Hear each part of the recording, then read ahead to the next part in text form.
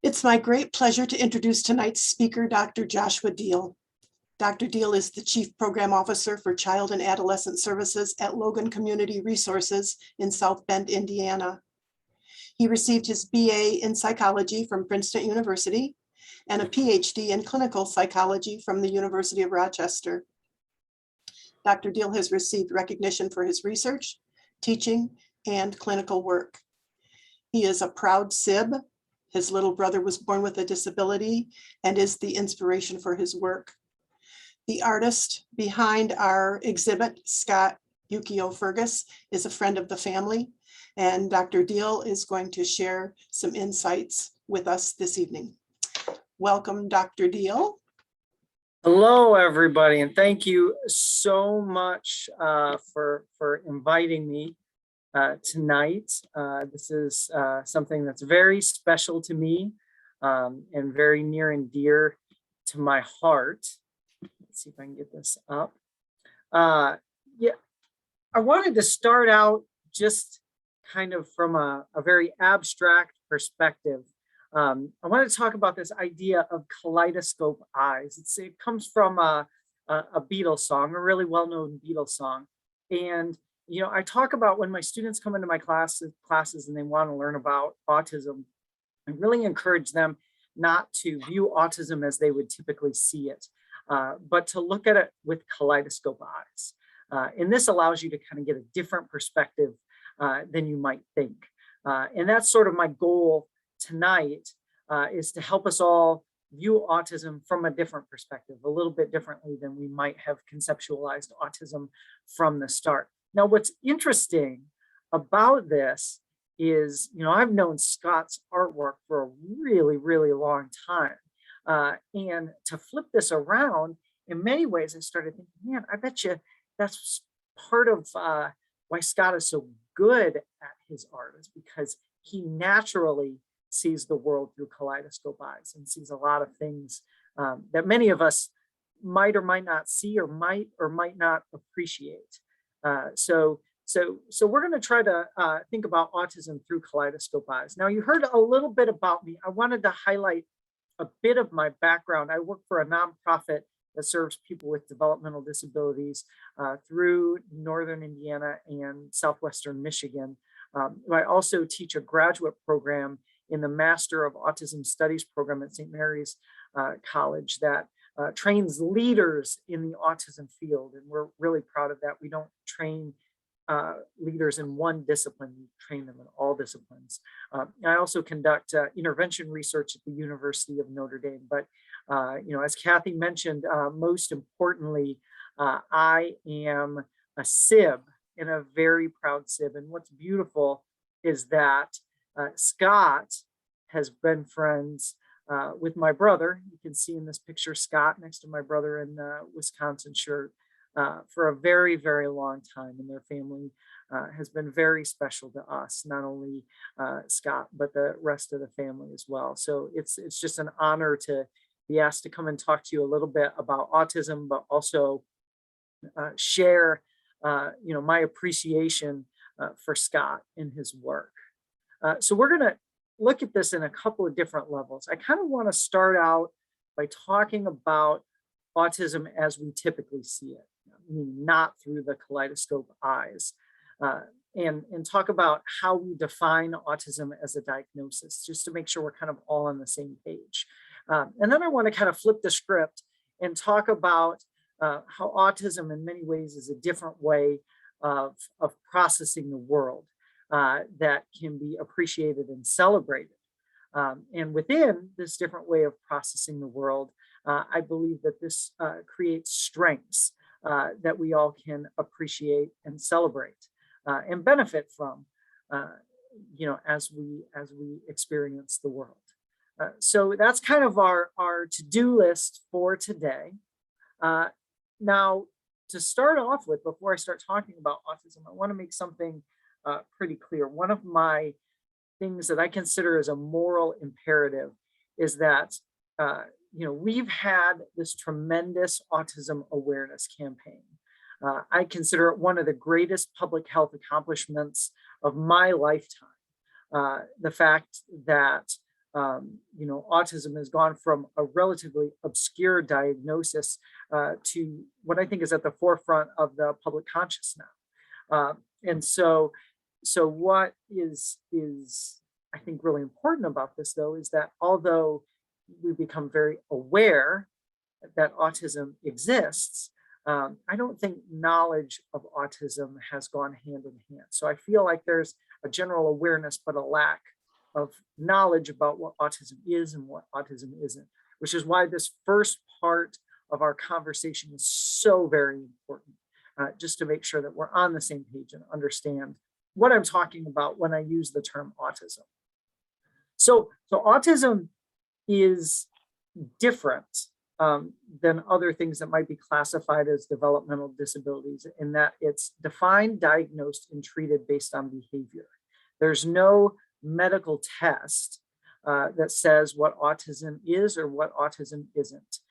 There's no autism gene like you would have, with Down syndrome, for example. You have 3 copies of chromosome 21. So if you have 3 copies, you have Down syndrome. And if you don't have 3 copies, you don't have Down syndrome. It's relatively clear cut. Whereas autism is kind of a diagnosis that we've used to classify. And it's based on a set of behaviors that we see. So there's no real, you have autism or you don't have autism. It's a set of characteristics where there's a lot of people who have all of those characteristics, and a lot of people who have some of those characteristics, but not all of those characteristics. So we have to keep that in mind when we're talking about autism, as we talk of it as a spectrum. Now, what's interesting is that the prevalence of autism has gone up greatly. Some of that has been due to the fact that there's been this great awareness campaign. So we've both the medical professionals and the general community are more likely to understand and recognize the symptoms of autism. But there's also a certain extent to which I talked about autism as being defined by a set of behaviors. And initially we had a set of behaviors that was really restrictive. There was only very few people could meet those criteria.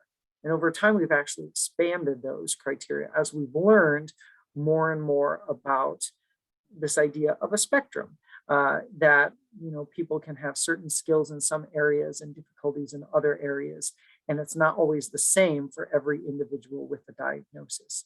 And so that's complex from a research standpoint or from a diagnostic standpoint, but it's beautiful from a world standpoint because it allows us to appreciate individuals' differences and strengths.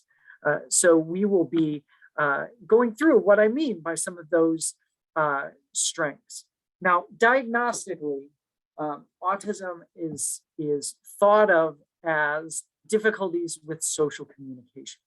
Now, individuals with autism range in terms of their ability to use language. So it can go from essentially not having any language, and you might be using some sort of communication device to be able to speak, all the way up to being very, very, very verbal, but having difficulty engaging people in a conversation. You might not know how to start a conversation, or if you get started on a conversation, you might not know when to stop that conversation. You might be so focused on something that you're really interested in that there's no back and forth in the conversation. So there's a lot of variability in terms of individuals with autism and how they communicate with other people. But one of the defining characteristics, perhaps the defining characteristic of autism, comes from difficulty with communication and social interaction. That can affect your ability to make friends as you get older. It can affect your ability to get a job, to be able to navigate the community. So in terms of those areas of difficulty, those are very important as we understand autism. Now, there are other characteristics that seem to go with this diagnosis. One of them is a category of behaviors that we might call repetitive behaviors or stereotype behaviors, or very specific interests. There are a whole bunch of things that we kind of group together. And again, this is around the idea that individuals with autism might be interested in structure, in patterns, or might be very, very interested in very specific topics, so much so that they might engage in activities around these interests, and it might interfere with their ability to engage in social interaction. So this could be something as simple as this young man in this picture always is interested in lining things up in size order. So no matter what he has, he's going to try to line them up in size order, then mix them up and then put them back into size order. It could be interests in patterns and numbers. There are other individuals that I know of that get really, really interested in a specific topic. I had one individual with whom I worked that only wanted to engage around birds, would only have conversations around birds. And when I first met him, he walked into the meeting with a book that was a compendium of birds. And he introduced himself, he said his name, and then he said, you know, I know more about birds than anybody in St. Joseph County. And you know, doggone it, he was right. He knew more about birds than anybody in St. Joseph County. And he even named his house, renamed his house Bird HQ because of that knowledge. So that was really cool that he had this really, really intense knowledge and memory for, you know, this very specific topic. But he had difficulty engaging in communications and making friends because he was so focused on this topic that he had difficulty finding common interests with other people and engaging with other people in interests that weren't necessarily about birds or weren't about his own interests. You know, there are there's kind of a wide range of things that we think about with these repetitive behaviors or interests. But I think the really important piece about them is how they affect the individual's ability to engage with friends and engage the community. Now, kind of a third area is around sensory issues, and we're really going to dive into this a bit today. But individuals with autism have varied and different sensory experiences. Some individuals can be very hypersensitive to sensory information, meaning that too much of a sensory input could cause them discomfort or pain. Whereas other individuals with autism could be hyposensitive to certain aspects of sensory information, whereas they would be sensory seeking, meaning that they would crave that sort of sensory input. So examples of this might be being very sensitive to sound to the point where you have to wear headphones, that loud noises or even commotion could be painful or disorienting for you.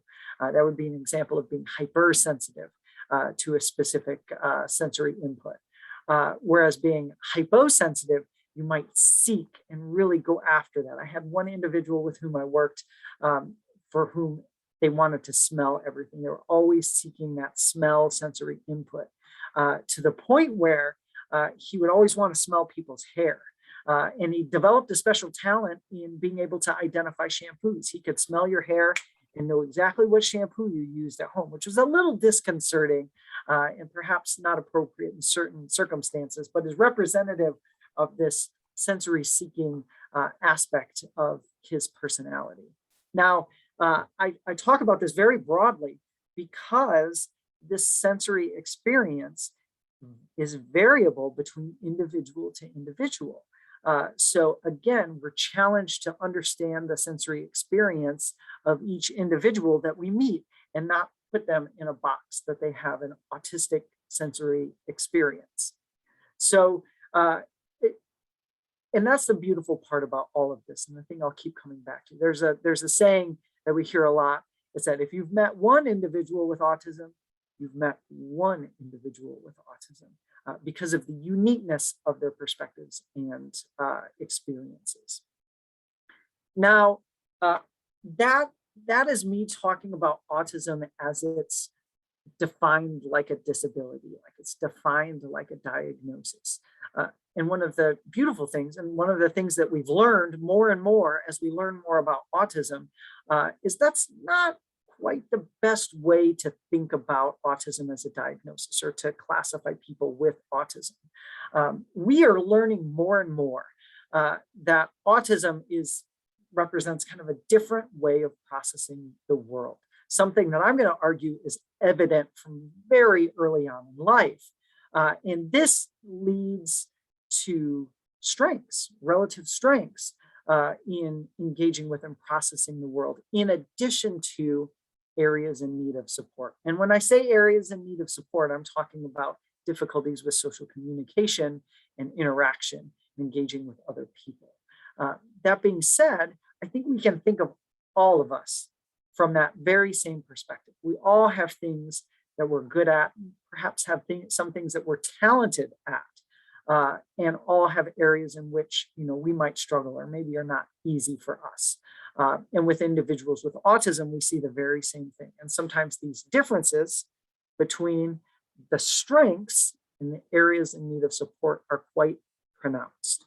Now, in popular culture, in movies and TV shows about autism, we hear a lot about savant skills, individuals with autism who have these incredible talents that are hard to describe, that are so unbelievable that you just kind of pause to think if these things are real. And they are real, but they only represent a small portion of individuals with autism.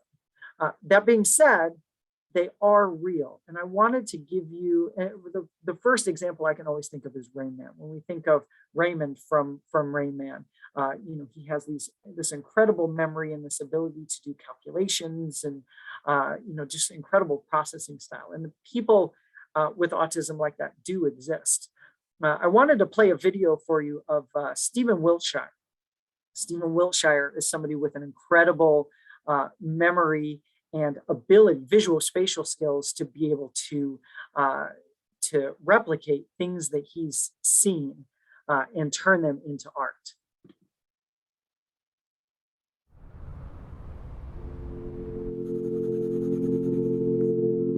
My brother Stephen has the ability to replicate cityscapes, buildings, cars, almost to perfection. He has a photographic memory.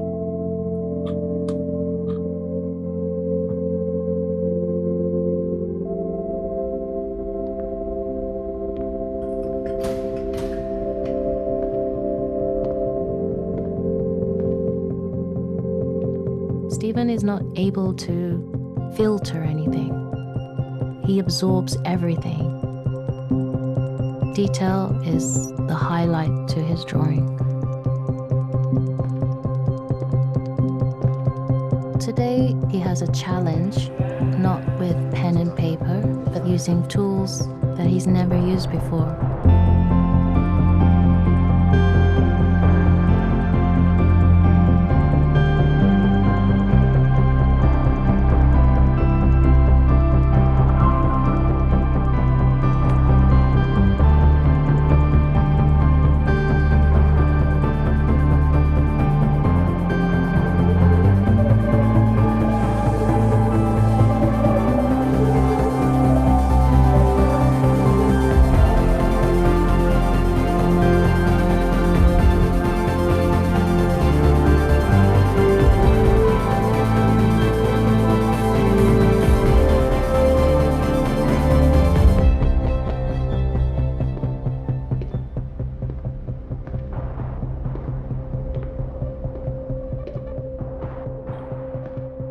So pretty incredible.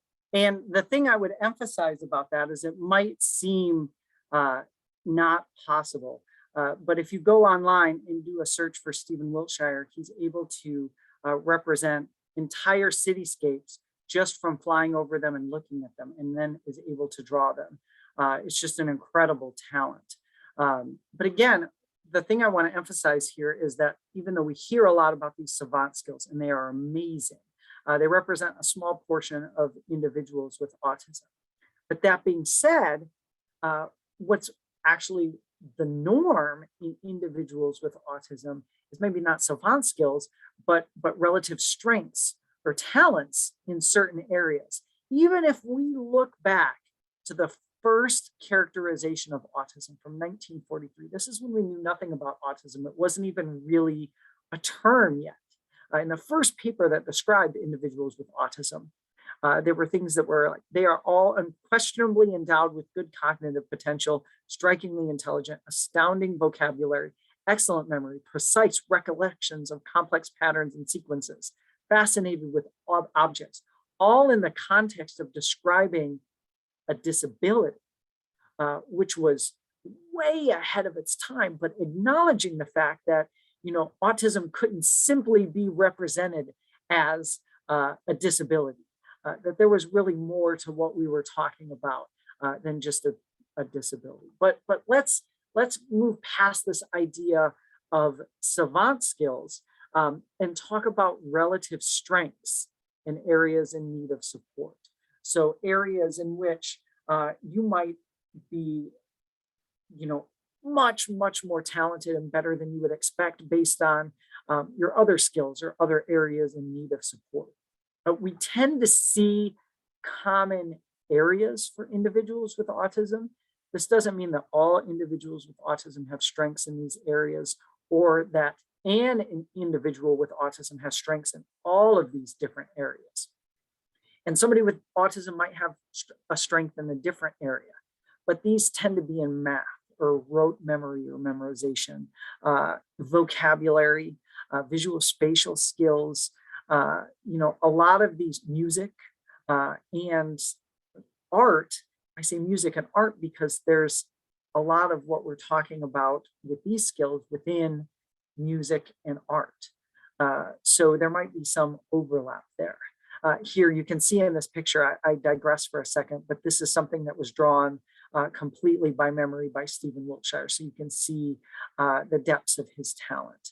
But that being said, I want to focus on, kind of these relative strengths and how these might come about from something that we think about as a disability.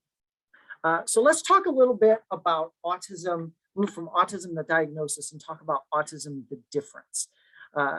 Some of my favorite authors talk about autistic authors, individuals with autism who have become authors, talk about feeling kind of like you're navigating a different planet, like you're speaking a different language than other people, that you don't pick up on things like social conventions and subtleties and inferences in communication the way others do. And so the phrase is that you feel like you're on the wrong planet. That's why this Far Side comic always resonated with me about the experiences of individuals with autism. There's actually a website called wrongplanet.net, which is devoted to individuals with autism meeting other individuals and sharing their experiences. So that really speaks to this concept, this idea of having a different way to process the world in which we live. Now, I think that starts, and evidence has shown that this difference starts from birth. Now, what's interesting about us as a species is we seem to be innately tuned into social information, faces and voices and other humans right from birth, at least a lot of us are. We are able to distinguish human voices from other sounds right from birth. We are able to, as babies, our eyes lock straight onto faces, even with all these other things going on in the background. So we seem to have this preference for social information. And let me show you an example of this. This is a video of my son taken probably 8 hours after he was born. He is being held by his mother, and watch his eyes when she talks lock straight onto her face.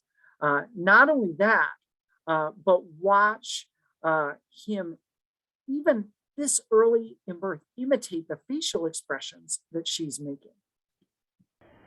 There he is.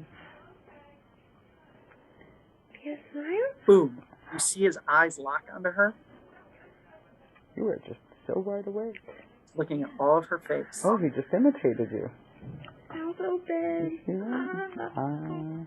He does look a lot like you. There we go. Oh, Louisa will love that. Pretty amazing skill to have right from birth. And babies can identify, they can distinguish their native language from other languages. They can distinguish voices of their mother or their father or other people whom they might have heard in the womb from other voices. They're born with this, like, they're a sponge for social information. And this is nothing special about Jack, my son. This is something that happens pretty commonly right from birth. Now, what's interesting is that if you have this preference for social information, you get good at it because that's what you're focused on. That's what you're drawn to. Now, there were some eye tracking studies that looked at really young toddlers, and they were presented with a scene with a child playing in a sandbox. And this is you can tell where it's coming from. This poor kid has a Boston Red Sox hat on, but we won't hold that against him. But he's playing with this truck in the sandbox and having a lot of fun. There's some stuff going on in the background, but in the forefront, this kid is playing with this truck. And that yellow line reminds or represents the eye movements, what an individual, this toddler is looking at while they're watching this video. And you can see that this toddler is looking at the face and the eyes and down at the truck to see what he's doing, and then back up to the face, and then down at his hand to see what he's holding, and then back up to his face, really focused on what this toddler is doing in this super fun sandbox. Now, they did the same experience and played the same video for toddlers who had not yet been diagnosed with autism. This was even before they were old enough to have an autism diagnosis.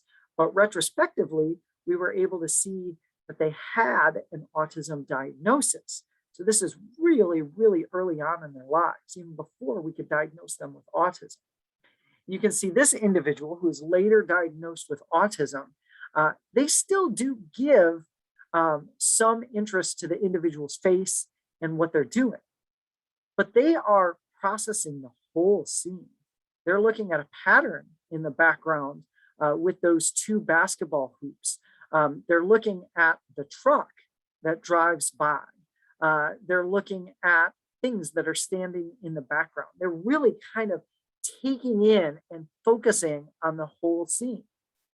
And this is interesting, and it's been replicated now multiple times, that it's not that individuals with autism are missing things. It's not that they aren't paying attention. It's not that they aren't processing their world. It's just that their focus is on something different. Whereas a lot of us give absolute primacy to social information right from birth, individuals with autism oftentimes are kind of taking in the whole scene. So they aren't as good, don't pick up as quickly on that social information, those social cues. You can also see how that might lead to strengths. Now, there's actually neurological studies and neurological data that are now backing this idea up.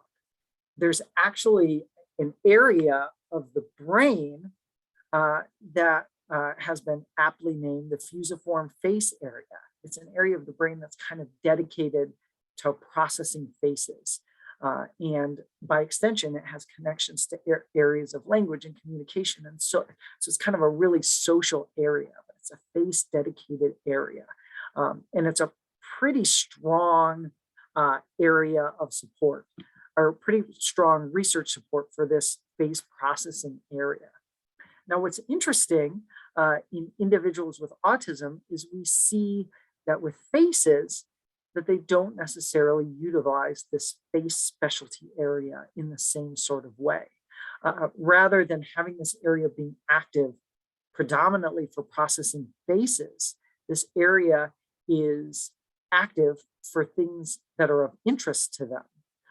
So if they have a strong interest in things that are the color red or things that are certain numbers or certain patterns, this fusiform face area is active for what their area of interest is. So it's not that there's a part of their brain that's broken. It's not that there's a part of the brain that is not functioning correctly. Those are complete misrepresentations of what we would think about. Instead, the brain is processing things differently and giving importance and interest and devoting area to understanding different parts of the world. So even though this is sometimes conceptualized as a deficit, in many ways, it's more representative of this idea of a different way of processing the world, that in which you get a different focus on different things that are important to you.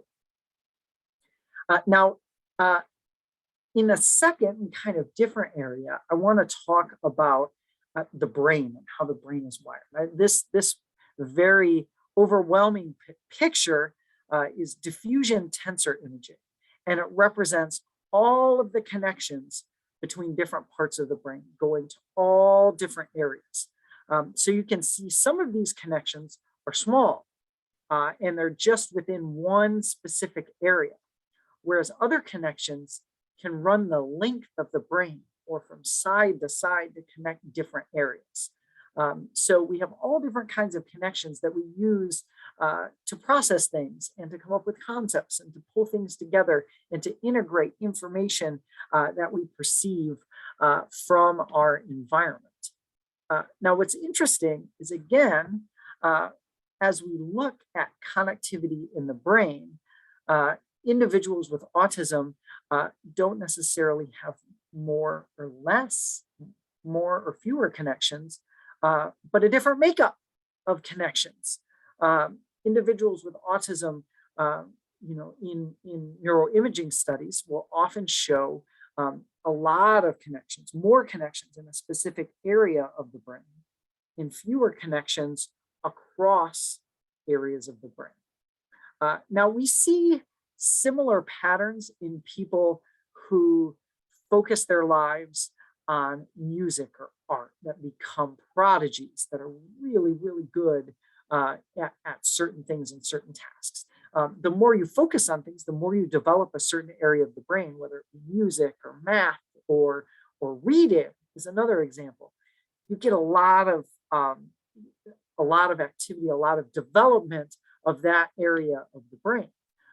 So again, not a deficit, but kind of a difference. Now, with individuals with autism, this difference seems to be, rather widespread throughout the brain in terms of this local connectivity and broader underconnectivity. So what might this mean in terms of how individuals with autism would process the world and process it differently? I have a great explanation here from Uta Frith, who did a lot of the psychological research that goes along with this idea of overconnectivity and underconnectivity. Let me skip ahead here. So this is the work of Diehl, who is an extraordinary draftsman. He was diagnosed as autistic as a child, and I have known him from childhood.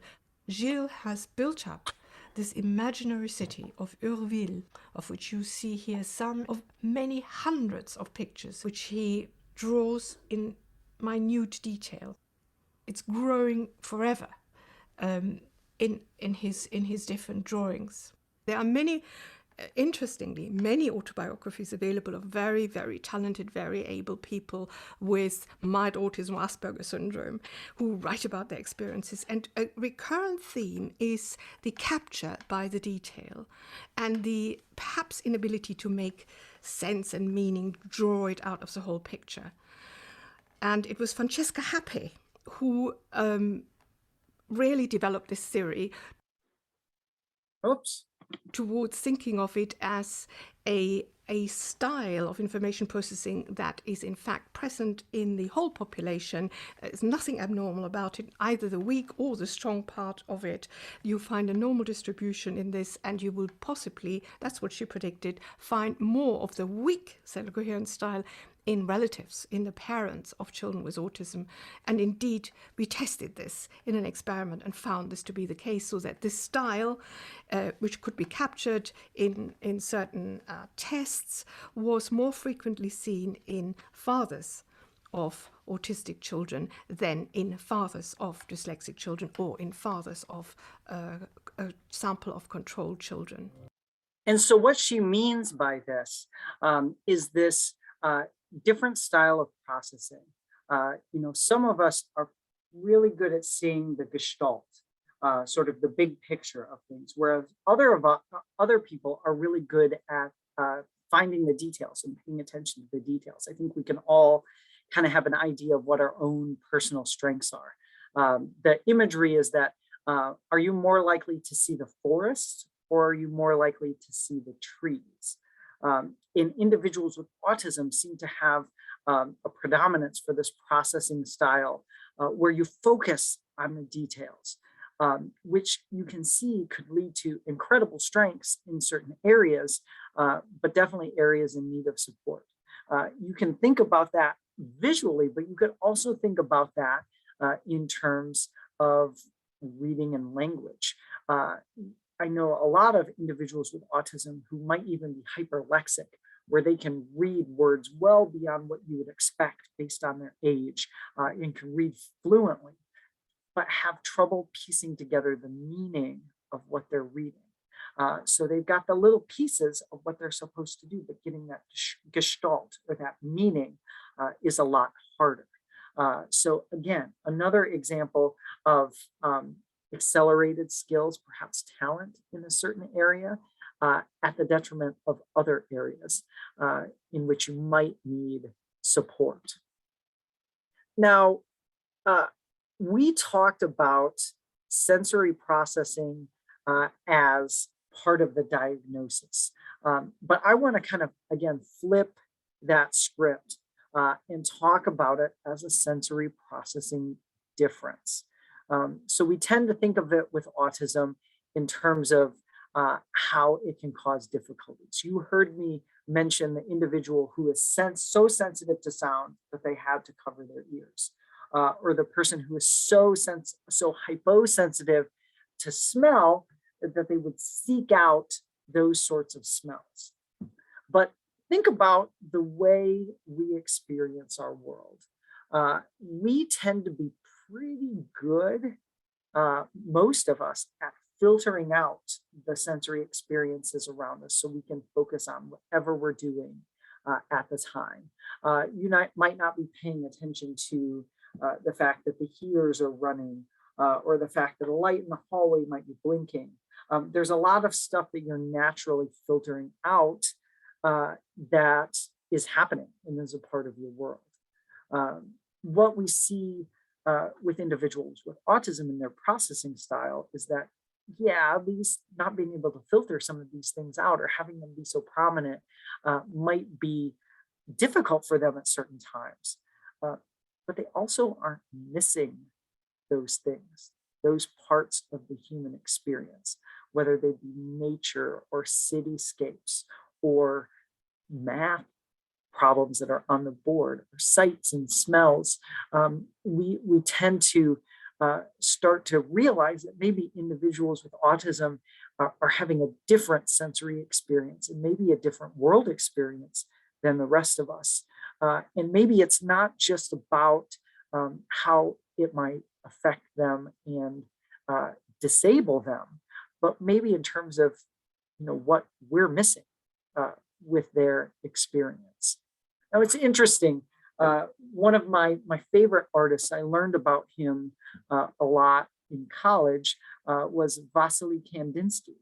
And I found him fascinating as a growing psychologist. I was really interested in him because he had this difference called synesthesia, where and it's relatively uncommon, but it is a real experience, a lived experience, where if you might experience two sensory experiences at once. If you hear a sound, you might see a color. If you taste a certain taste, you might see a shape. Giving those as examples. But Vasily Kandinsky, whenever he heard sounds, he saw colors. And whenever he saw colors, certain colors, especially intense colors, he would hear a sound to go with them. And he used that and developed that and put that into his art. Not only that, but he created a symphony that had a color light show with it to represent his sensory experiences around sound. Again, using this processing difference into a talent or an art form that is still appreciated to this day. Now, what I find fascinating about Kandinsky is if you look at his art, there's a certain aspect of his style that reminds me of Scott. You look at Scott's work and you look at Kandinsky's work. There's some striking similarities in terms of the color palettes that they use and the patterns and what they use within their art. So in many ways, this might be a window for us into a different or richer experience than you or I might be able to experience. Now, this phrase I always thought was kind of neat and kind of cute when I didn't know a lot about autism. It seems that for success in science and art, a dash of autism is essential. And I always thought that was kind of neat in a way to appreciate individuals with autism. But the more we learn about autism, the more truth I feel there is in that statement. Let me talk a little bit about what I mean. So we've talked about Autism the Diagnosis. We've talked about Autism the Difference. And now I want to kind of focus on Autism the Strength. These are some of the things that we're seeing. We're seeing these incredible abilities or enhanced abilities at visual processing, whether it's picking up on objects or things that aren't necessarily related to social information, to just being able to appreciate the richness of a scene. We see these strengths in memory, especially rote memory, in terms of a prioritization and appreciation for detail beyond kind of the big picture, what you have to infer, but all of the little pieces that make up this broader world that we're living in. And this third aspect that we've talked about are these enhanced sensory experiences that may or may not be different than what we experience, but more appreciated by individuals with autism. And I would like to make the argument that I believe that Scott's individual strengths and unique view of the world have contributed to the beauty of his art. And let me give you a couple of examples of what I mean when I say that. So this is one of his works of art called Pounding Mochi. One of the things that, and it was really easy to find examples of some of these things that we've been talking about. One of the things that I always found fascinating about his drawings, and you can really see in this, is that when we tend to see drawings and artistic renderings of people, the people in the picture are prominent. They're the focus. Your eyes are drawn to them. There's something about them that kind of pushes them to the forefront. Now, within Scott's work, the people in his drawings seem to blend in with the background. They are no more or less important than everything that's going on in the picture. So what that allows us to do is still appreciate the people or the forms that are human forms that are involved in the picture, but know that they're just part of this greater story that Scott's trying to tell. There's people, there's activities, but there's beauty in nature that's within this same drawing. It's not just the act of pounding the mochi that's going on, but there is a lot more going on in this scene that many of us might miss. And it really fits with this idea of, processing the world as a whole, rather than just focusing on one part and missing all of the other little details of what is happening within that picture.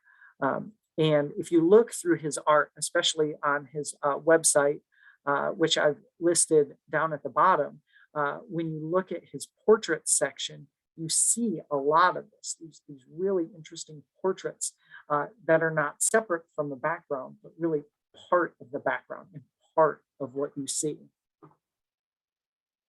To give a second example here. I found this one particularly interesting.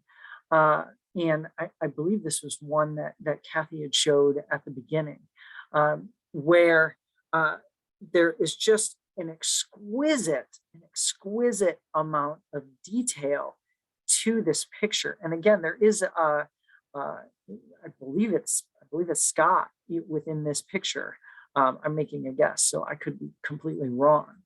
But the incredible detail and variations, both in terms of the color and in terms of the shapes and in terms of all the things that he's seeing in this picture, I think really makes you focus. You can't help but focus on each individual tree. Now, you heard me say before, when we talk about processing, there's the idea of seeing the trees or the forest. And that we kind of said figuratively that individuals with autism would focus on the trees. This is literally drawing you to each individual tree, each unique tree within this very exquisite scene, this forest. And if you look at a lot of artists that do scenes, just nature scenes, everything kind of blends together into this overall scene. But within Scott's work here, you can't do that. You are looking at each individual piece, each beauty, the beauty that each individual tree is bringing to the environment.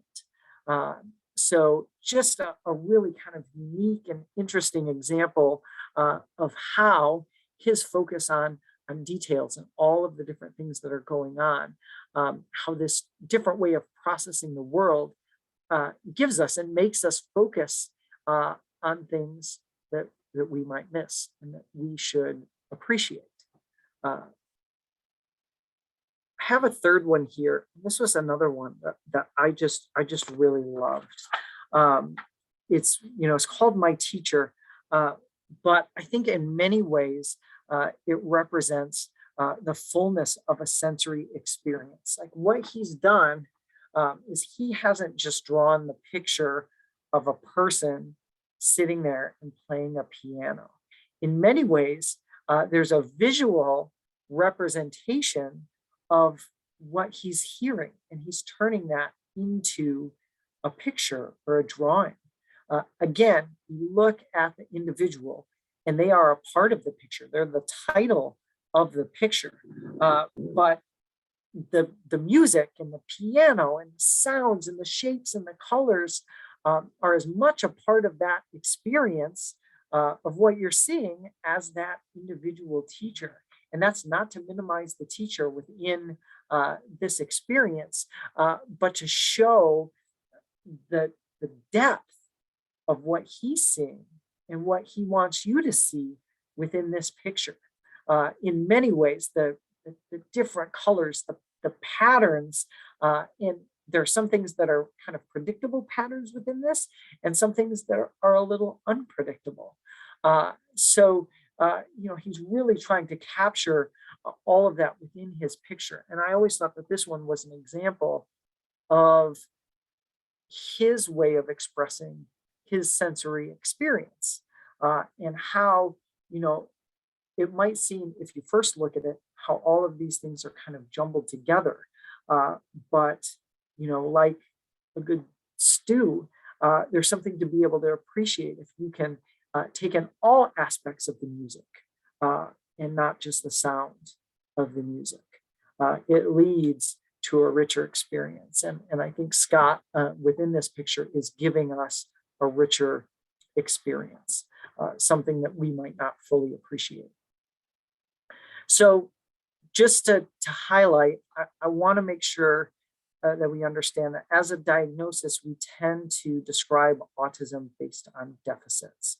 But if we view this through kaleidoscope eyes, I think we start to see, through research and through common sense, we start to see autism as a different way of processing the world.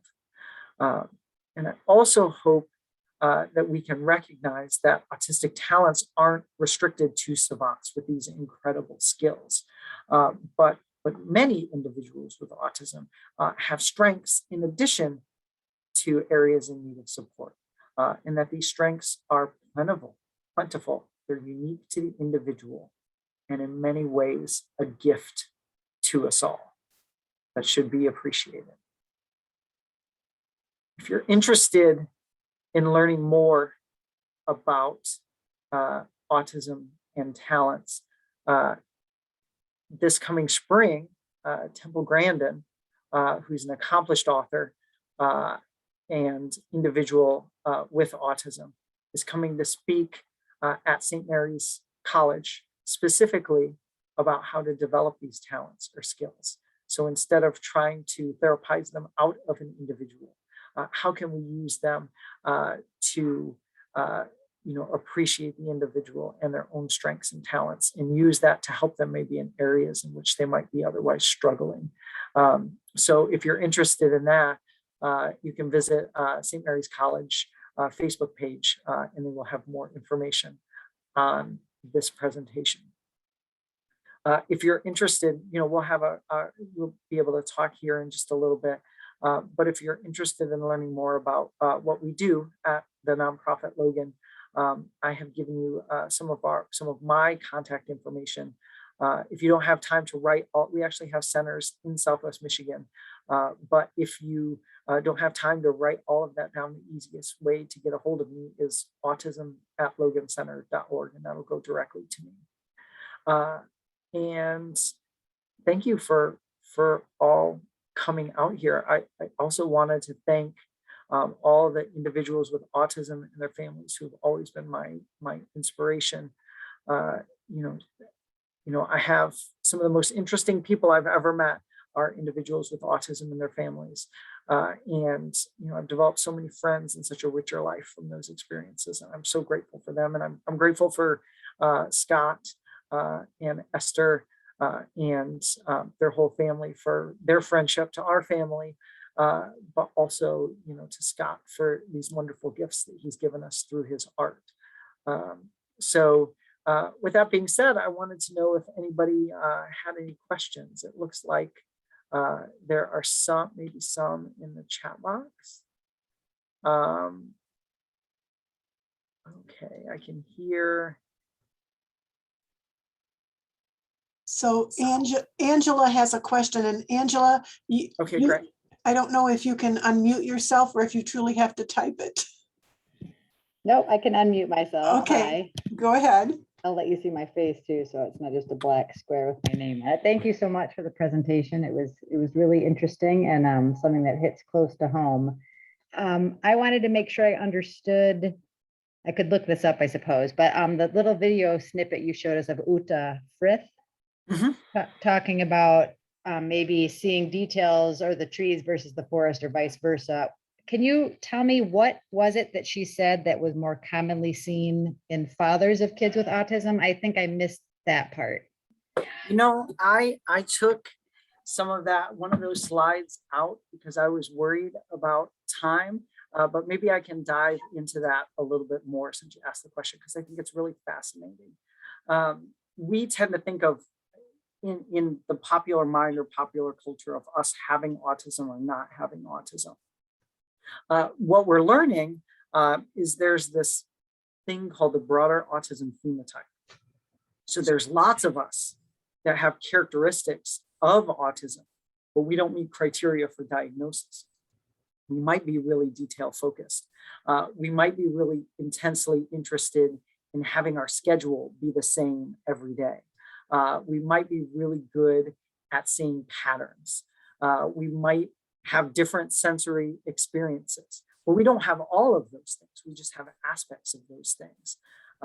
And this is something that we're starting to call the broader autism phenotype. We tend to see this a lot in parents and relatives of individuals with autism, but it's not exclusive to parents and relatives of individuals with autism.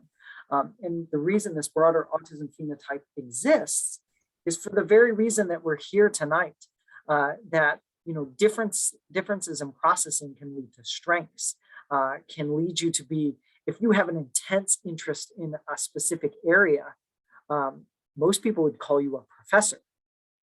Because you focus so intently on one area that you then become an expert in that, to the point where people come to you to learn about that specific topic. So it's not that foreign to take these things that we call autism, parse them out, and to see them in people that we know. And when Hans Asperger says, you have to have a little bit of autism to be good at science or art, he was kind of ahead of his time. And he's saying, maybe this is part of the broader autism phenotype that contributes to success in talents. Does that make sense? It does. Thank you very much. And I really appreciate the view of it being a difference and also strengths instead of a disorder or a disability or the deficits that you mentioned. So thanks for that spin, because I don't think we're seeing that quite enough yet. Hopefully it's coming. Yeah. Yeah. Thank you. Well, I think that that's part of the awareness versus knowledge. When we became aware of autism, it's like, oh no, it's increasing. Oh, this is something we need to find a cure. We need to, this is an epidemic. This is all of these words with a valence to them. And I don't want to minimize by any means the areas in which individuals with autism might need support. Those are incredibly important. But that's just one piece of what we're talking about. These are all aspects of the same difference, and it should be appreciated and celebrated as well.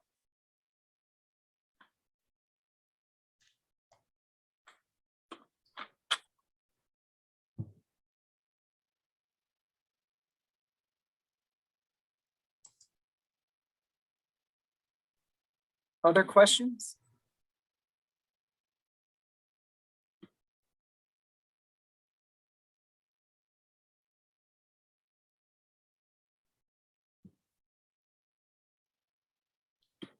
There are just a couple of personal comments for you. Yeah, I saw it. All right. So truly, if there are no other questions, then we'll conclude. And I want to thank everyone for joining us this evening. As I said, this was recorded and it will be on our website soon. So feel free to share it with others who were unable to attend this evening. Well, thank you everybody for coming, and I really appreciate that. And I hope that you can help us spread the word about these wonderful gifts. And I encourage you all to go to Scott's presentation if you haven't already. It's pretty amazing. All right. Thank you, everyone. Have a good evening.